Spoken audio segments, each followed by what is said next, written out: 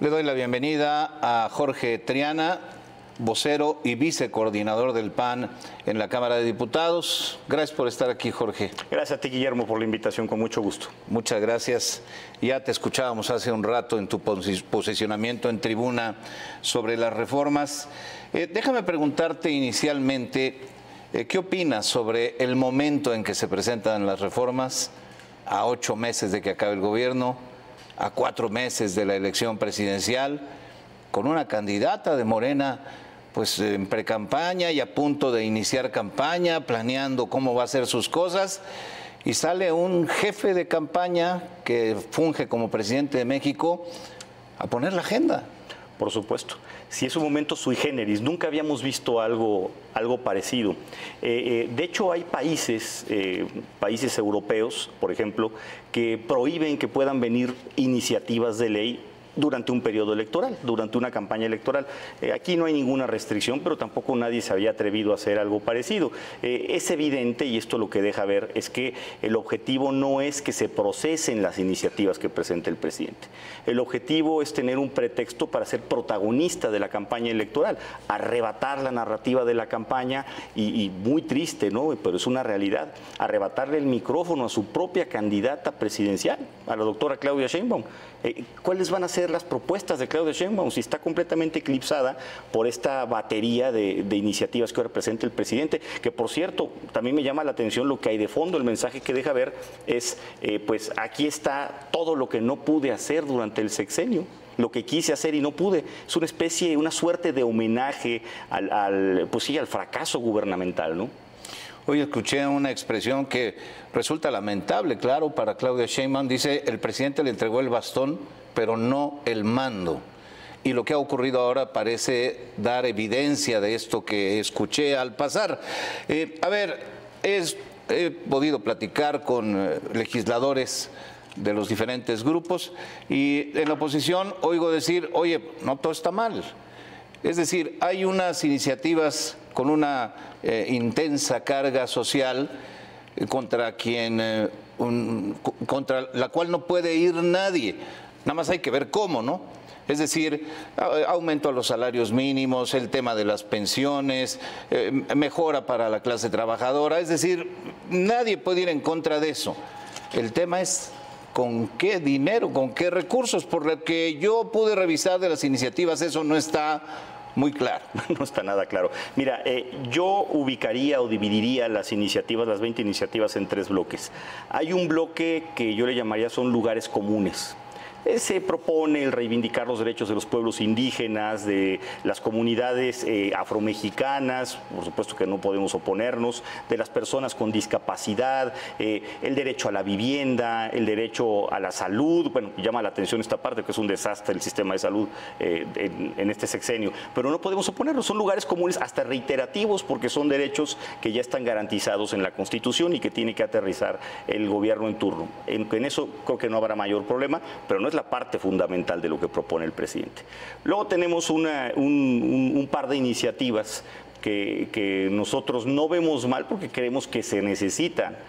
Primero, el tema del salario mínimo, el que no pueda incrementarse el salario mínimo por debajo de la línea de inflación. Bueno, pues está bien, hay que estudiarlo, hay que verlo, no nos oponemos, imposible oponerse con algo así. Y el tema de las pensiones, que es el que tú aludías en este momento, que nosotros lo que hemos dicho es sí, nosotros creemos, estamos convencidos que el sistema de pensiones en este país requiere cirugía mayor, requiere una serie de reformas importantes, pero necesitamos que nos diga cuál es la suficiencia presupuestal, cuál es el cálculo actuarial para saber cómo va a impactar a las siguientes generaciones, cómo va a impactar en el presupuesto de egresos de la Federación que aprobamos cada año en la Cámara de Diputados. El presidente habla de un fondo semilla o de un fondo raíz, ¿no?, de donde va a partir. Hoy dijo otra cosa, hoy dijo que se iba a complementar con las empresas que manejaba el ejército, con el Instituto para devolverle al pueblo lo robado, con la desaparición de órganos autónomos. Está comprobado que todo todo el presupuesto del gobierno, del Estado mexicano, alcanzaría para un mes de pensiones al 100% como lo pretende el presidente. Entonces, estudiémoslo, vamos a analizarlo sin ningún problema, pero es un tema muy polémico. Y luego viene la parte más tóxica, el tercer bloque que es pues la parte de desmantelamiento institucional del país, donde se propone devastar al Poder Judicial, desaparecer al INE, se propone regresar al esquema de monopolio en la Comisión Federal de Electricidad, eliminar los órganos constitucionales autónomos, la militarización, que es en lo que definitivamente nosotros no podemos acompañar al presidente y nos vamos a oponer franca y abiertamente, y seguramente será tema de campaña, ¿no? Sí, cuando uno revisa, por ejemplo, la reforma al Poder Judicial, pues las descalificaciones que ha venido expresando el presidente a lo largo de muchas mañaneras se convertirían ahora en hechos, pasar por encima del Poder Judicial y tomar el control del Poder Judicial. Eso en lo que hace a la reforma judicial. Pero como bien refiere, si uno revisa la reforma electoral, pues al reducir los plurinominales, quita la representación que ahora tienen los partidos que resultan menos favorecidos en la votación directa, y entonces se quiere hacer del Congreso con esta fórmula. Pero además desmantela el INE, desbarata la estructura electoral que se ha formado muy profesionalmente a lo largo de muchos años. Y desde luego la desaparición de órganos autónomos y reguladores, pues es un disparate. No, es insisto, el desmantelamiento institucional de este país. Fíjate, nada más hablando de una reforma que creo que es la que le preocupa más al presidente, la reforma al Poder Judicial. El presidente no ha entendido una cosa. Hablando ahorita que acabamos de pasar la conmemoración del aniversario de la promulgación de la Constitución del 17. Las constituciones están hechas para que el ciudadano limite el poder del gobierno, no para que el gobierno limite el poder del ciudadano. El actuar del gobernante se tiene que constreñir a una esfera de actuación que es la ley. Aquí la ley sí es la ley, y quien garantiza eso es el Poder Judicial. Si tú lo tocas, si tú lo modificas en su composición, si tú lo modificas en su esencia, bueno, pues se rompe esta parte que se llama control constitucional y dejamos de ser una democracia, ¿eh? Esto es gravísimo. Luego, meterle mano al Instituto Nacional Electoral, no solo en la parte de los plurinominales, quizás esa es la parte más vistosa, pero se pretende meterle mano a la estructura interna del INE, lo mismo que veíamos en el plan B, es gravísimo. Y si esto le sumas una militarización, eliminación de todo contrapeso a través de los órganos constitucionales autónomos, caray, es el camino empedrado a una dictadura. Yo estoy de acuerdo en los que dicen que no hay dictadura en este momento, estamos platicando libremente tú y yo, pero no hay dictadura porque no la ha podido instaurar el presidente, porque no se lo ha permitido la Suprema Corte, porque no se lo permitió el ciudadano cuando le dio la espalda y no le obsequió la mayoría necesaria en las urnas en 2021 para cambiar la Constitución. Pero si por él fuera, pues este país no se llamaría Estados Unidos Mexicanos, se llamaría Andrés Manuel López Obrador SADCB. Y lo han expresado también cientos de miles de ciudadanos en expresiones públicas en la Ciudad de México, pero también en diferentes ciudades del país, en defensa del INE, en defensa de la Corte, y viene otra más, auténticamente ciudadana. El día 18, en defensa de la democracia. En defensa de la democracia. Ahora, pareciera que al presentar a 4 meses de la elección y a 8 meses de dejar el gobierno esta batería de iniciativas muy robusta, 20 en total, 18 constitucionales, 2 de carácter legal, pues el presidente pretende secuestrar la conversación y llevar a la oposición a una discusión y a un desgaste para señalarlos: ya ven, no me dejaron hacer esto, ya ven, no me dejaron hacer lo otro, yo había propuesto hacer aquello y me frenaron. Entonces ustedes decidan por qué proyecto van el 2 de junio. Eso es lo que pretende el presidente. El presidente Andrés Manuel López Obrador tiene una característica. A él cuando lo invitan a un bautizo, va vestido de ropón. Cuando lo invitan a una boda, se viste de blanco porque quiere ser el protagonista siempre, y no se va a permitir a sí mismo que exista una campaña electoral sin que él sea el centro de atención. Y va a arrebatar la narrativa incluso a costa de su propia candidata, de la doctora Claudia Sheinbaum, ¿no? Lo mencionábamos hace un momento. Hay un dato importantísimo aquí. Morena, Claudia Sheinbaum, organizó lo que ellos llamaron los diálogos por la transformación, donde se iba a articular o se está articulando a través de mesas de trabajo con especialistas el plan de trabajo de la doctora. Yo me pregunto, una vez que se tenga ese plan de trabajo, ¿qué es lo que va a apuntalar la campaña de Claudia Sheinbaum? ¿El plan de trabajo de estas mesas de diálogo para la transformación o las iniciativas del presidente? Fíjate el tamaño de la disyuntiva.